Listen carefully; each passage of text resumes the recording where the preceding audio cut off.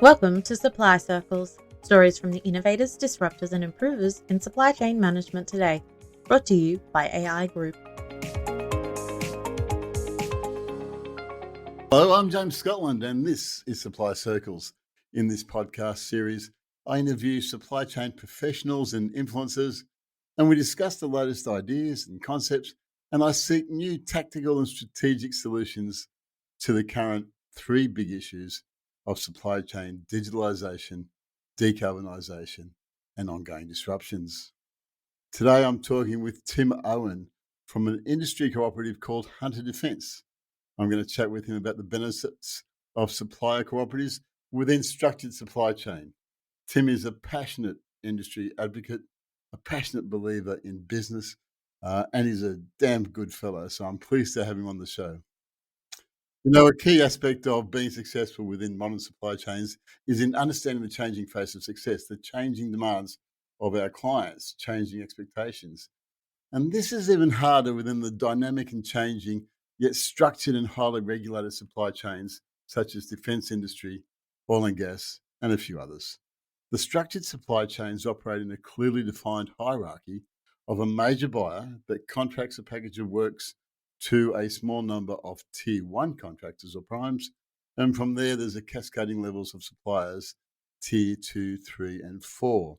And each level has to manage the level below them. Then there are demands and expectations at every level. And in the defence industry, for example, these demands and expectations are very specific and very demanding. So it's hard to keep up to date with all of this. It's hard to keep up to date with what's required of you, how to keep up to date with how you respond. Suppliers and potential suppliers need to understand and learn all of these things. They need to work out what new work is available. They need to know how to access the supply chain, how to tender for work from the primes. They need to know of the specific requirements of being a supplier. And they need to know what constitutes success and failure and how to manage their suppliers to ensure a compliance and success. There's a lot to learn. There's a lot to know. And that's when industry networks and hubs can help. Tim operates a very, very effective network, and I'm keen to learn how he does it, why it works so well, how he keeps his businesses up to date and engaged. For clarity, Tim and I run similar defence industry networks. I manage the newly created Western Sydney Defence Suppliers Network for the AI Group. And Tim is the chair of the well-established and very effective Hunter Defence in the Newcastle region. He is a living legend in the Hunter region. He's known to everyone, and it's always great to have a chat. So welcome, Tim. Welcome to the show. Yeah, thanks, James. Wow, what an introduction. Fantastic. You set the bar high, and then we can just plummet from there. Now, you know what? Like, everyone knows that you're a living legend in the Hunter region, but not maybe everyone listening in knows your background. Why don't you give us the Tim Owen story quickly, and what have you done, and what do you do now? What's Hunter Defence? Okay, background, I had about 32 years in the Royal Australian Air Force. Got to a relatively high level within that organisation, James. I left in 2010 following a year in the Middle East as the Deputy Commander of the Australian Forces. I spent a small amount of time in politics in the New South Wales state government, and then and we did quite a bit of great work in the Newcastle and Hunter region at that time. And now I chair an organisation, as you referred to, called effectively the Hunter Defence Task Force, which is essentially the background and the mechanism with which we run Hunter Defence. And it's a collaboration of cooperatives, if I could put it that way. And our role, essentially, if you look up, is at government and the major primes is to articulate the value proposition of what our industry does in the defence space within our region. And at a small and medium enterprise level, we do our very level best to educate and allow is the wrong word, to make our industry in the region as competitive as they can be to compete in the global supply chain, either in their own right or as subcontracting to the major primes, as you alluded to. And so out of those cooperatives, we probably represent around 110 to 115 businesses in the region. So that's a little bit of a potted history of where we're at. It's a great history.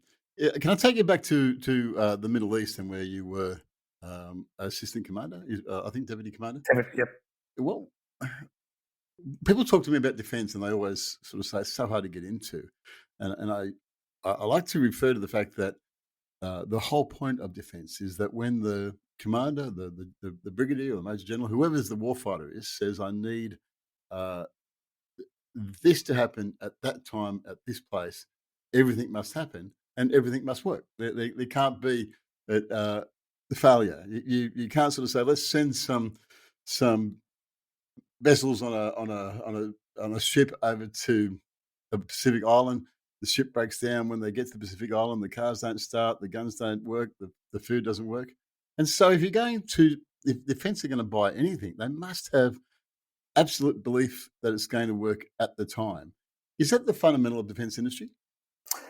Well, it is. I mean, particularly in a country at the scale of ours, where we have a very, very small defence force. I mean, to put it in context, the defence force in Australia is half an MCG crowd, and I'm talking Army, Navy, and Air Force here. So it is a very, very small defence force, and to ameliorate, I suppose, that lack of population and quantity, we need the best quality equipment that we can possibly afford to have, and to allow our warfighters in those three domains, well, expanding domains now in the cyber domain, the space domain, the land, maritime, and air domains, to be able to be as effective as they can be, noting the very, very small numbers that we have. So that's, I suppose, in a way, why we spend so much time, money, and effort in this country to buy the absolute best equipment and design the best equipment that we can afford to buy. And it's expanding, isn't it, Tim? We've got new domains to fight, such as space and cyber, but also the geopolitics is changing rapidly around us. I was actually talking to a colonel in the Defence Force this morning, and he said it's getting very real now. We did some stuff before. So we can expect the defence industry to expand? I think so.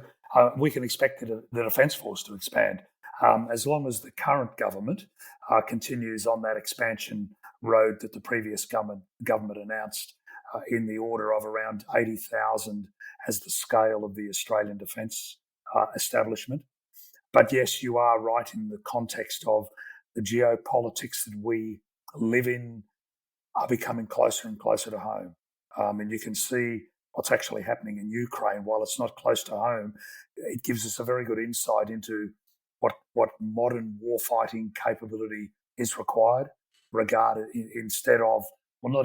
but versus what we traditionally thought was the warfighting capability of our country. There are, when you look at unmanned capability and long range strike, they're systems that are coming very much to the fore in the Ukraine. And as you have mentioned, you can see what is happening in the South China Sea and what potentially could occur in terms of a major, not necessarily adversarial, but a major player in our region who doesn't necessarily accord with the way we, as the West, think about freedom and democracy. It's the potential of being right on our doorstep. So there is a level of immediacy, there's no doubt. And just being ready doesn't mean that you're expecting a fight. It just means that you're ready for anything. That's what we need to do. So with businesses, we've established the fact that the defence is very demanding, and there's high expectations. There's a structure, and also there's probably expansion going on. How do you go about making sure that the businesses in the Hunter are engaged with that? What's the basic proposition, I guess, for businesses? Well, the basic proposition for businesses is that, probably one of the key things that we've learnt, if I can step back a bit out of COVID, was that, reliance on overseas supply can be fraught with danger. And we only effectively went through a pandemic. Think about it in a national emergency, and the fact that our sovereign capability to support our fighting forces, we have let dwindle over many, many decades. We've relied on foreign supply, foreign global supply chains, and we have let the sovereign capability of our industry wither on the vine to a degree. So there's been a stark realisation that industry needs to be given the opportunity or needs to be funded to be able to generate that supply chain support to the fighting men and women of the Australian Defence Force and the defence of our nation. So that is a very, very important thing in terms of, if you want, I suppose, some enthusiasm or some way of looking forward to sort of say, how do we as industry compete in this game and support it? It's about Australian industry content and building sovereign capability in our nation to defend the nation and to support our fighting forces. So there's not a lot of how do I put it? It's easier to bring the industry to the table now because they can see the effects of what occurred practically in COVID. And as I said, in a defence emergency, it will be, 10 times as bad as this. Yeah, I mentioned there's a lot to learn though, because it's not just a case of saying I'm a good business. I'm good at fabrication, so let's buy some of my products. There's a fair bit to go through, and I know that you do very good training. How do you keep businesses convinced that it's worthwhile going along that path? Is it just by saying there's so many opportunities, or do you have this idea of saying this makes you a better business anyway? It's a bit of all of that, I think, James, to be honest. And you referred to, we've run a series called the Defence Readiness Seminar Series in the last year and a half during COVID, actually, which was an online series that covered a lot of those key points on how you compete well in the defence space. Things like quality management requirements, the security requirements, the cyber requirements, et cetera, et cetera. Even things like business development in defence. It's somewhat different at times to what you would see in the commercial sector. So we give businesses, I suppose, in a way, the skill set to be able to compete. But in the end game, it's about, there is a big bucket of money. And you would have seen announcements over the last year to 2 years where, we are committing close to an extra 300 billion in terms of capability to buy for the Australian military. Well, a lot of businesses want a bit of that.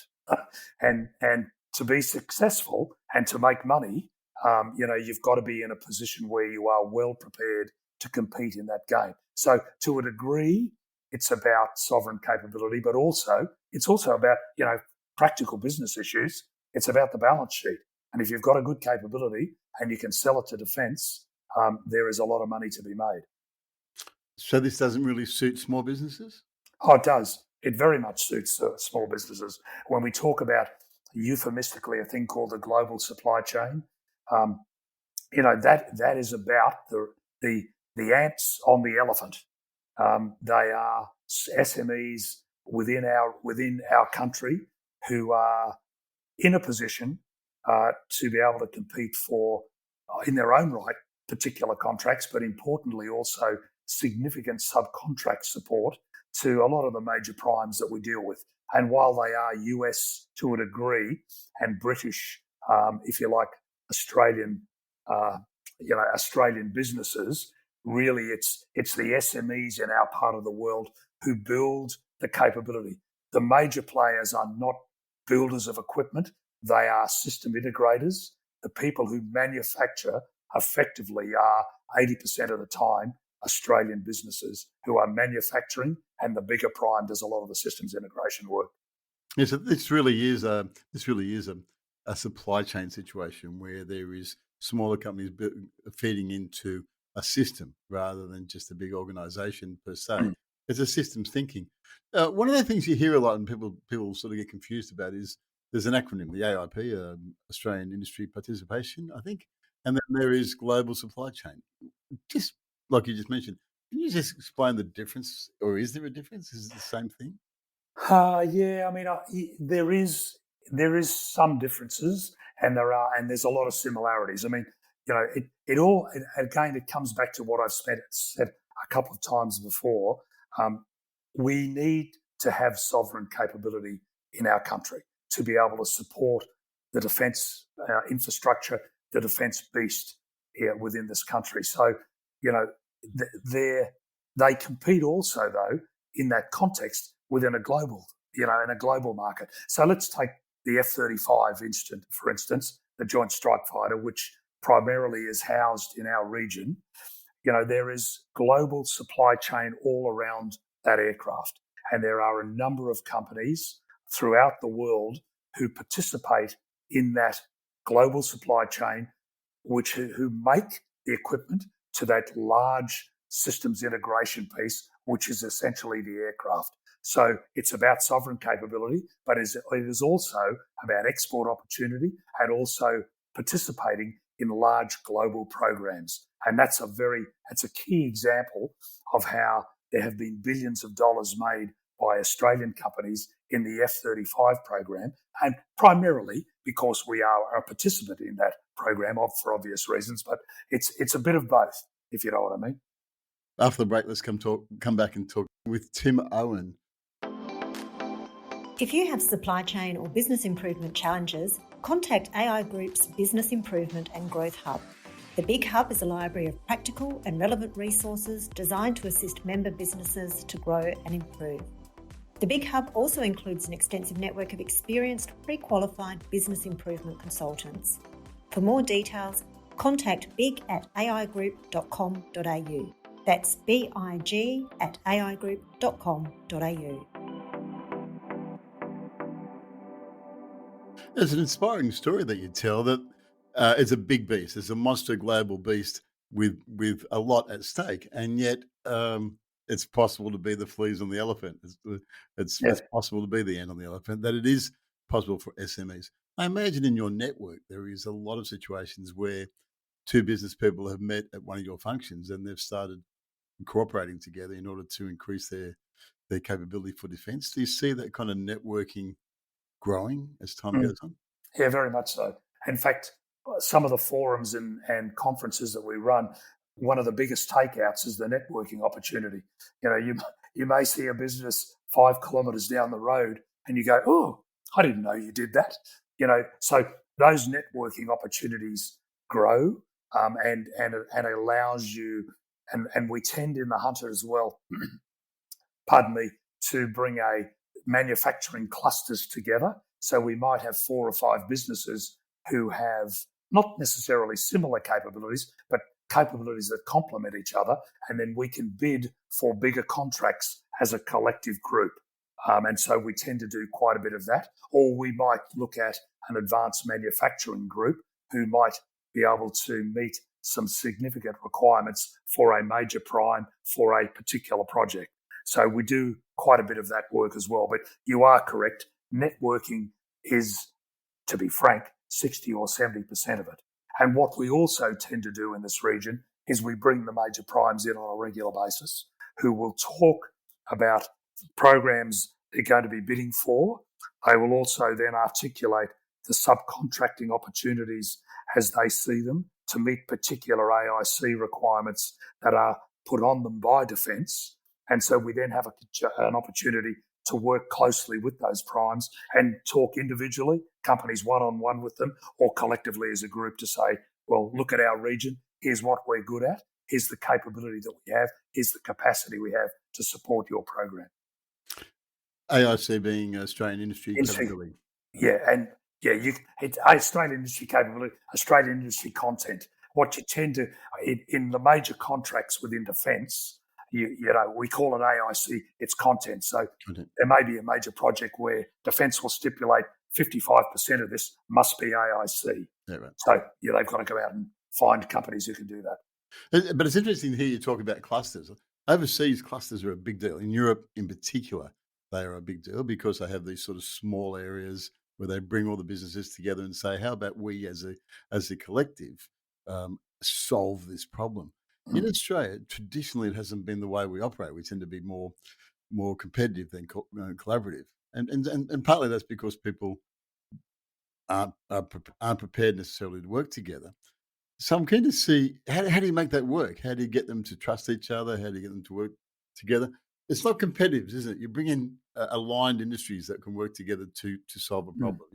Yeah, I mean you will never get rid of completely the competitive tension, but the idea, the way we tend to work within the Hunter Defence Task Force and within Hunter Defence is to say, well, not everybody's going to get an equal slice of the pie, but if we can grow the pie for the region, generally we all benefit. So, I think we've been doing this for a number of years. So, we formed, and I'll give you a prime example. We've just formed what we call a simulation alliance. So think of simulation, synthetic development, virtual reality, augmented reality. We have a number of businesses in our region who are very, very good at that, and they tend to win a lot of contracts between them. But as a cluster, what we're doing is then pitching to the broader defence market to say, if you want simulation, synthetic development work, virtual reality, augmented reality, come to the Hunter. We call ourselves Simulation Valley, like Silicon Valley. So everybody, and it's sort of one of those things where the more you put it out there, the more contracts you win, the more work you tend to do together, while everybody does not necessarily get an equal slice of the pie. The more people look at it and go, simulation, let's look at the Hunter because they've got a name for it. So in the end game, everybody benefits. You're a marketer as well as a. Of course, you can market well. What was the new space all about? The space frontier. Is that a reasonable area where Australian businesses can operate? Can we have any say there, or is that too high tech for us? No, not at all. Not at all. If you look at some of the work that Gilmore Space is doing, while they're not located in the Hunter, they're doing some very, very good work. And I can't go into a lot of detail, but they're about to launch their first satellites into space. There's a company called But this is not deep space, is it? This is not Star Wars. This is low orbital spaces where we're protecting our satellites. Is that? Yeah. No. Well, I mean, they're a space launch company. Think of SpaceX, Elon Musk. Think of an Australian version of that. That's Gilmore Space. And there are a number of other companies stepping into that realm. There's a company called Leo Labs, as you've mentioned before, and other companies that are doing what we call space situation awareness, looking at low Earth orbit, as well as higher orbit and geosynchronous in terms of collision avoidance, and also tracking objects, be they satellites or debris in space. So there is a real opportunity for us. And frankly, there's been in that particular realm, there's been a bit of a hole in terms of the Southern Hemisphere, what we can actually see in the Southern Hemisphere. So it makes sense that some of that work is done in this part of the world. But, I think we really do have a great opportunity to make a name in space and launch our own capabilities and support the rest of our allies as well from the right inclination out of a Southern Hemisphere country, if I can put it that way. Yeah. Yeah, there really is a lot of opportunities for suppliers, for supply chains to develop. I've shared with you before, I'm really excited about defence industry because I think we can build a really robust, modern supply chain into defence, and I like what you're saying there. The other areas are unmanned, although I've been told they've got to call them uncrewed platforms. Right, uncrewed. Yeah. And then that's basically drones, but some of them are underwater, some of them are in the air, some of them are flying around the satellites. There's opportunities there as well. I guess the question is how does a business in Newcastle recognise what they can do there? Is it just get involved with the Hunter, or do they need to do a whole bunch of other stuff to research it? I would think as a business person, I'd be saying, "Oh, this sounds very hard to me." Well, that's why we have put programs in place to be able to take the mystique away from it. I mean, it's there are a number of businesses who are already in it. It's not well, I shouldn't say it's not rocket science. It is rocket science. Yeah, it is. But it's about it's not brain surgery. Oh, it might be. Yeah, okay. But it's about preparing businesses as best they can. It's why we ran this defence readiness seminar series. Yeah. So we prepare them at least as best we can, so they have the knowledge to make a decision one way or the other whether they want to compete in the defence space. Then because we work very closely and collaboratively together, we understand what the contracting opportunities are that are coming out of the investment plan, which is the big trains, planes, and automobiles we're going to buy effectively for the ADF. And then we work very, very closely with the major primes as well as government to be able to articulate what the requirements are and what the capability needs to be and the capacity to be able to compete to win contracts in that space. It's, as I said, it's not difficult, but it's a body of work that you have to do so that companies aren't just sort of stabbing in the dark. Yeah, and right. And we try to lead them. I like that. So rather than just don't try and do it on your own, come and ask some people about how to get where best to do the stabbing. You also raised a really good point about it's not just space and fancy new sexy fighter jets. It's also cars and trucks and uniforms and It's everything. food and everything that a whole city needs. But there's a lot of cities around. Every base is a city, and every unit needs a whole bunch of stuff, don't they? Well, I mean, the ADF needs toilet paper all the way through to Joint Strike Fighters. Yeah. You know what I mean? So, and within, for instance, the Hunter Defence Task Force, we have the Master Builders Association because there's a lot of stuff to be built, and they have both Tier 1 and Tier 2 contractors in that context. So we try to give it a level of breadth, and you are completely right, James. It's toilet paper, toothpaste, food, catering, buildings, medical services, accommodation services, all of those things. Yeah. So it's very much so. I keep telling people that when I met you in Sydney a couple of weeks ago, we were talking about the potential of or the probability of an East Coast submarine base being built, the largest base to be built since Robinson Barracks was built in Darwin back in the 90s. And it's a big deal. And there's three possibilities: Brisbane, Newcastle, or Jervis Bay. I made the point that I thought probably Jervis Bay, and you went on to a passionate defence of why Newcastle should be the choice. And I kept telling people that 10 minutes into your passionate defence, I thought, hang on a minute, you're from Newcastle. You get paid to do that. But that's exciting, isn't it? That's going to be a big base. I don't think people quite understand when they say we're going to build a submarine base. This is not just putting up some piers and a few sheds. This is a big deal. Wherever it goes, it's going to be a big deal for business everywhere, isn't it? It is. It's a whole of nation requirement. I mean, we should not underestimate what the scale of if we are to go down a nuclear-powered submarine route, it is a whole of nation issue.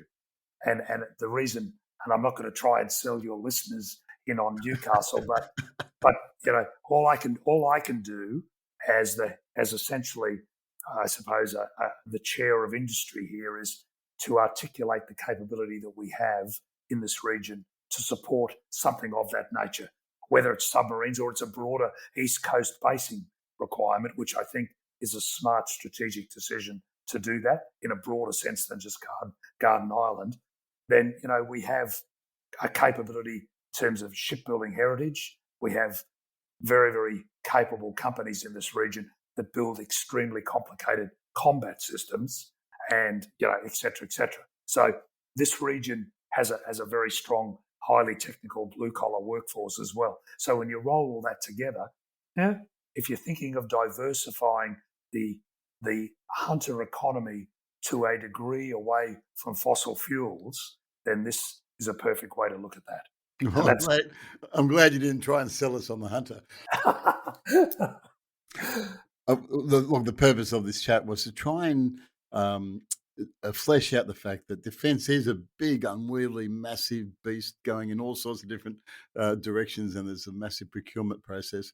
But it is possible by just understanding who your key contacts to bring it down to a starting point and to get some good advice on how to build the supply chain. I think you've articulated that very well for me, and thank you, Tim.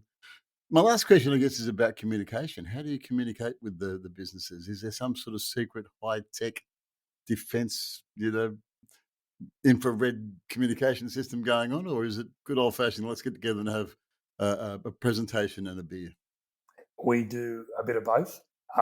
Both? You have a secret? No, we don't. The Hunter Defence Task Force, which has not all industry is part of that, attends the meetings, but certainly they're cooperative leads. We meet on a monthly basis. We talk about exactly the issues we've been talking about today. What are the opportunities? What do they look like? Where do we feel we have a match with industry within our region?